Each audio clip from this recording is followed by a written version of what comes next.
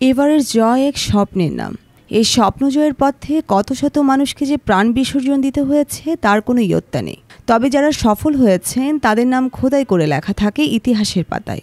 ষষ্ঠ বাংলাদেশি হিসেবে দুর্গম এ পথ পাড়ি দিয়ে ইতিহাস গড়েছেন চট্টগ্রামের ছেলে বাবর আলী। গত রোববার বাংলাদেশ সময় সকাল ৮টা ৪৫ এভারেস্টের চূড়ায় ওঠেন তিনি। তারপর থেকে এভারেস্ট জয়ী বাবরকে নিয়ে সামাজিক যোগাযোগ মাধ্যমে শুভেচ্ছার বন্যা বয়ে যাচ্ছে। কিন্তু কে বাবর আলী? দেশের এই পর্বতারোহীকে কতটুকু চেনেন? চট্টগ্রামে জন্ম বেড়ে ওঠা বাবর আলীর। ৩৩ বছর বয়সী এই যুবক চট্টগ্রাম মেডিকেল কলেজ থেকে MBBS পাশ করেছেন। শুরু করেছিলেন চিকিৎসা পেশা। এরপর চাকরি ছেড়ে দেশ বিদেশে ঘোরায় মনোযোগ দেন তিনি। ২০১৪ সাল থেকে তার পর্বতারোহণে পথ চলা শুরু বাবরের।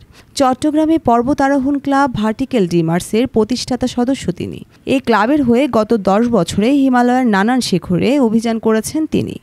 ২০১৭ সালে ভারতের উত্তরকাশীরও নেহেরু ইনস্টিটিউট অফ মাউন্টেনিং থেকে মৌলিক পর্বতারোহণের প্রশিক্ষণ সম্পন্ন করেন।